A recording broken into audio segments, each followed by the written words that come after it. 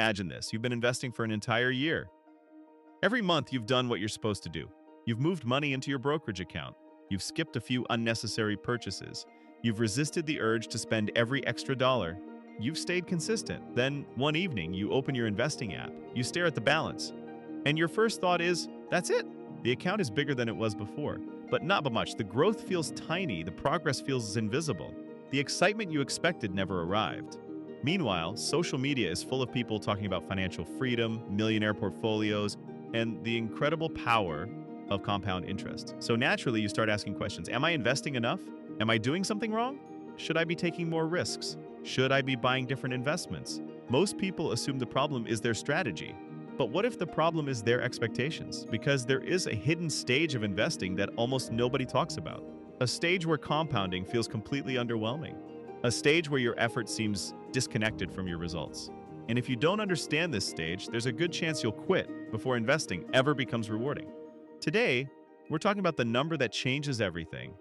The threshold where investing stops feeling like you're pushing a boulder uphill and starts feeling like the boulder is finally rolling on its own. I call it the deposit line, and understanding it could completely change how you think about building wealth. The reality of the internet has a strange habit. It loves showing outcomes. It rarely shows processes. You'll see charts of investment accounts exploding upward. You'll see stories about ordinary people becoming millionaires. You'll see screenshots of six-figure and seven-figure portfolios. What you don't see are the years before those screenshots existed. The years where nothing felt impressive. The years where progress felt painfully slow. The years where investors questioned whether any of this was actually working. That's because those years don't make exciting content. Nobody posts screenshots of a portfolio that grew by a few dollars. Nobody celebrates the boring middle. But the boring middle is where wealth is actually built. The truth is that compound interest isn't magic. It's multiplication. And multiplication needs something substantial to multiply. When your portfolio is small, even good returns don't look impressive. Not because investing is broken, because math doesn't care about motivation. 10% growth on $1,000 is only $100. 10% growth on $100,000 is $10,000. Same percentage. Completely different experience. Most investors aren't failing. They're simply too early in the process to see what the process eventually becomes. Why? The chart slide, think about the classic investing chart. You've seen it before. The line starts almost flat, then it slowly curves upward, then eventually it shoots toward the sky. Whenever people look at that chart, they focus on the ending. They focus on the dramatic part, the exciting part, the millionaire part. But the chart is hiding something important. The majority of the journey happens before the curve gets exciting. Imagine someone investing $200 every month. They're disciplined, they're consistent, they're doing everything correctly. After 1 year, they check their account. The growth from compounding is barely noticeable. After 2 years, it's still relatively small. After 3 years, their contributions are still doing almost all of the heavy lifting. At that point, many people start doubting the process. They think investing isn't working. They think they need a better strategy. They think somebody else has access to information they don't. But the chart never promised quick results. The chart promised eventual results. And those are very different things. The chart isn't lying. You're just looking at chapter 1 and comparing it to chapter 20, the false finish line. There's another trap that catches people. I call it the false finish line. Most people believe a specific number will finally make them feel secure. Someone with $1, Zone thinks they'll feel different at $1,000. Someone with $10,000 thinks they'll feel successful at $50,000. Someone with $50, Zero believes everything changes at $100,000. Then they get there, and something surprising happens. The feeling doesn't arrive. The finish line moves. Now they want $250,000, then $500,000, then $1 million. Human beings are incredibly good at adapting. The numbers change. But our expectations change right along with them. That's why people who focus only on balances often feel disappointed. They're chasing a feeling through numbers. But wealth isn't built by chasing feelings. It's built by building systems. And the most important system is consistency. The slog, this brings us to the stage that almost nobody talks about. The slog. The slog is where most investors spend years of their lives. Every month you contribute. Every month you wait. Every month you hope to see evidence that it's working. And every month the results feel smaller than expected. Psychologically, this is difficult. Humans are wired to respond to visible progress. We like feedback, we like rewards, we like momentum. But investing often gives you none of those things at the beginning. For years, it can feel like you're doing all the work while your portfolio contributes almost nothing. This is where people become vulnerable, not because they're greedy, because they're tired. They're tired of waiting. They're tired of being patient. They're tired of feeling like they're sacrificing today for a future that never seems to arrive. So they start looking for shortcuts.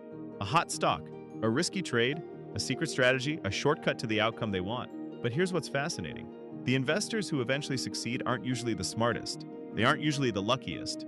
They're often just the people who survive the slog long enough to reach the next stage.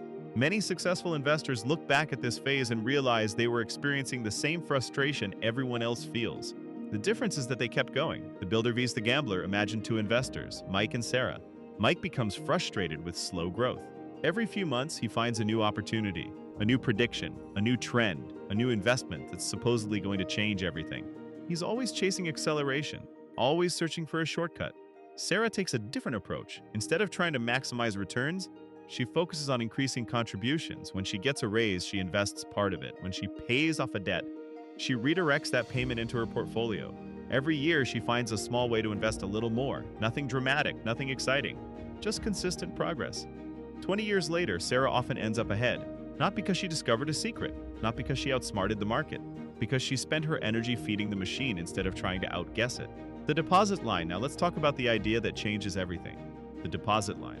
The deposit line is the point where your portfolio begins generating enough growth to become emotionally noticeable. At first, your contributions do nearly all the work. You deposit money, the account grows slightly, you deposit more money.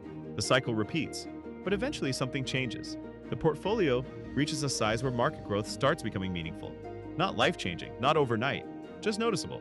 You stop feeling like you're carrying the entire system by yourself. The system begins helping itself. Your money starts producing enough money that you can actually see it happening. And that changes everything psychologically. The day it clicks. The funny thing is that the moment it clicks usually isn't dramatic. There's no celebration, no fireworks, no notification saying congratulations. You simply open your account one day and notice something unusual. You contributed $500, but your account grew by $700, or $800, or maybe even more. For the first time, the machine produced more than you fed into it, and suddenly all those years make sense. The boring deposits, the discipline, the patience, the repetition, the waiting. You realize you were never just building a portfolio, you were building a machine. For years, it felt like you were pushing that machine uphill by yourself. Now it finally has an engine of its own. That's the moment investing starts feeling different. Not because the work stopped, because the work finally became visible. The shift, once you understand this, your priorities change. You stop obsessing over finding magical returns. You stop chasing every new trend. You stop reacting to every scary headline. Instead, you focus on the things you can actually control. Your savings rate, your contributions, your consistency, your patience. You automate deposits. You increase contributions when income rises. You make investing boring. Because before compounding becomes powerful, contributions are king. And the people who reach financial freedom are usually the people who master that simple truth. The commitment, remember this. Most people don't fail because they choose bad investments.